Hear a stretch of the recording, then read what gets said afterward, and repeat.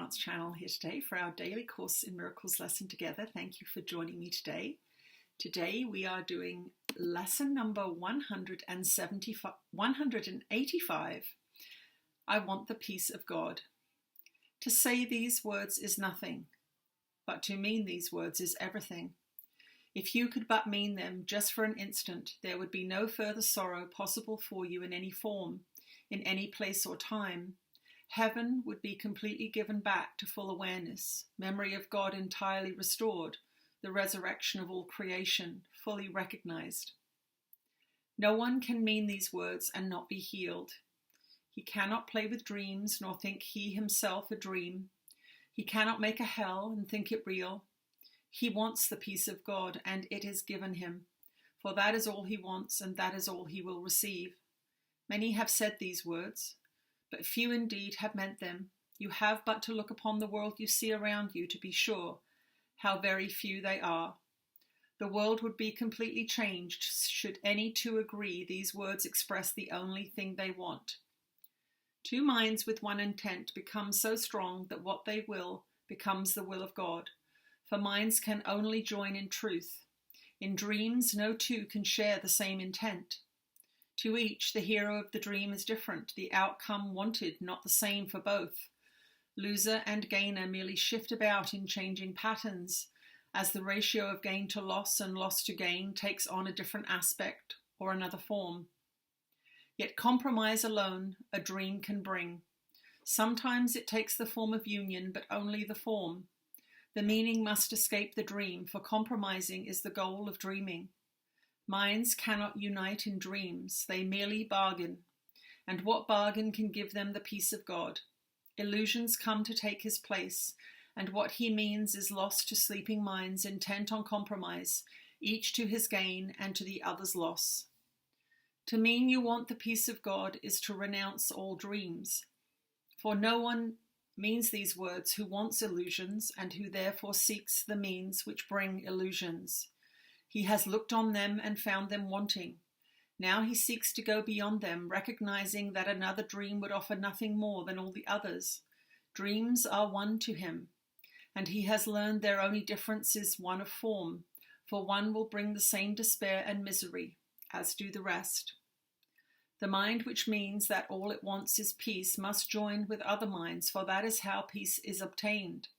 And when the wish for peace is genuine, the means for finding it is given in a form each mind that seeks for it in honesty can understand.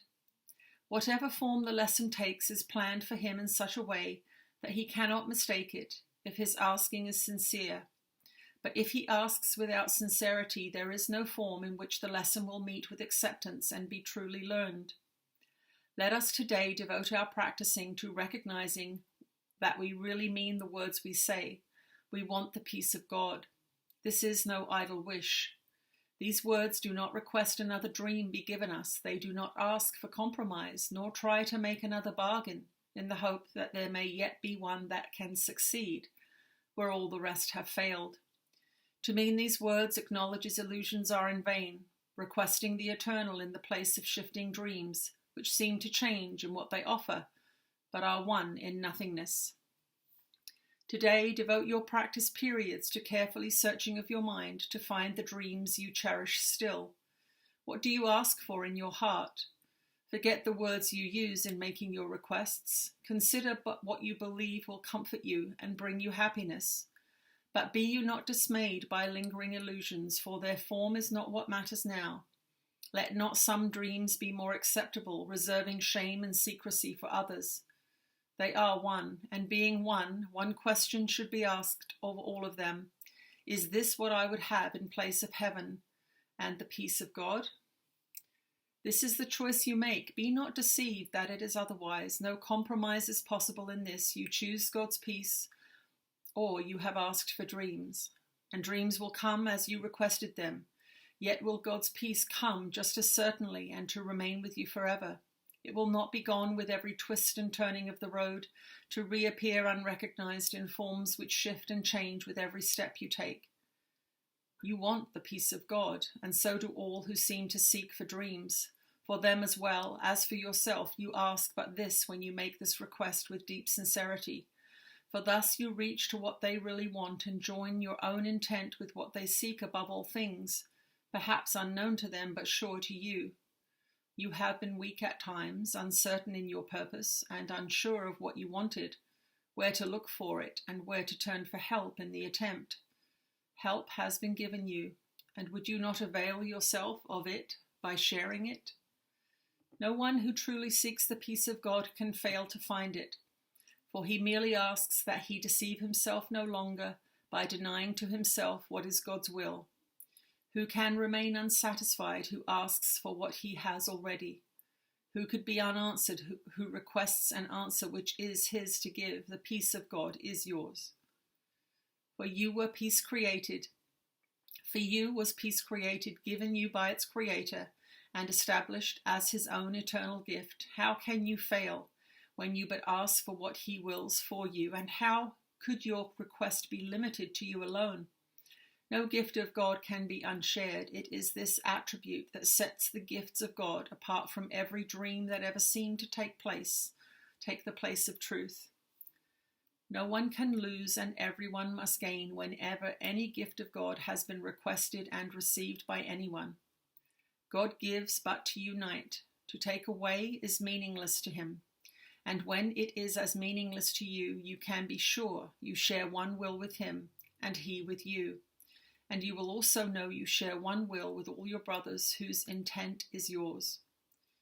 It is this one intent we seek today, uniting our desires with the need of every heart, the call of every mind, the hope that lies beyond despair, the love attack would hide, the brotherhood that hate has sought to sever, but which still remains as God created it. With help like this beside us, can we fail today as we request the peace of God be given us? And that is our beautiful lesson for today. Lesson number 185. I want the peace of God. Let's see what Jesus has to say to us today.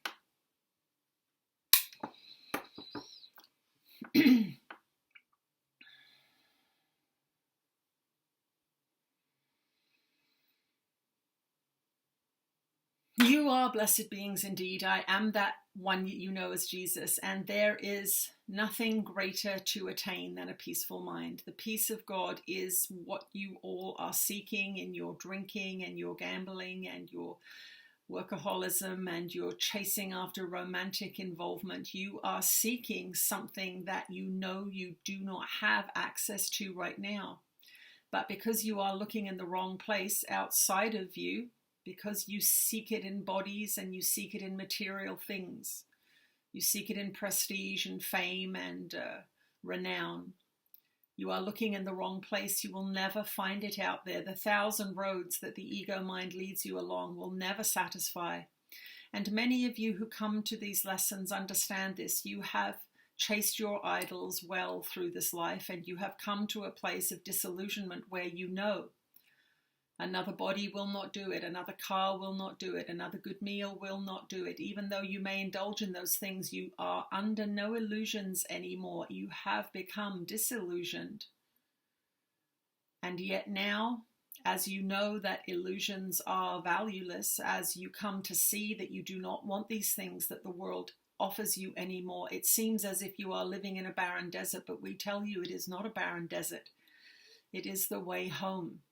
To go inside is a rich experience. To chase the idols of the world is a pointless experience. To become familiar with the inner landscapes of your creativity and your inspiration and your love and your joy and your enthusiasm, these are the wonderful, wonderful free gifts that this internal investigation offers you. And this internal investigation is one of great value because it can offer you the peace of God.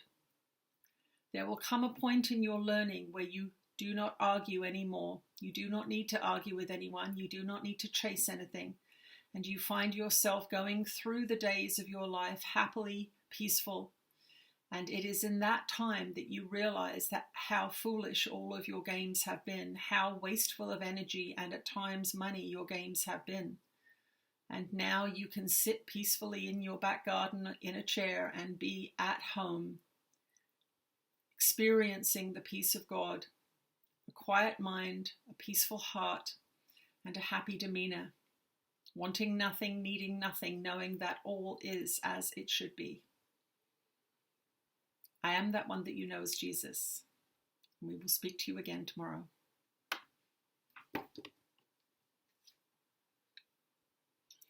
Thank you for joining me, everyone. I'll see you tomorrow. Bye-bye.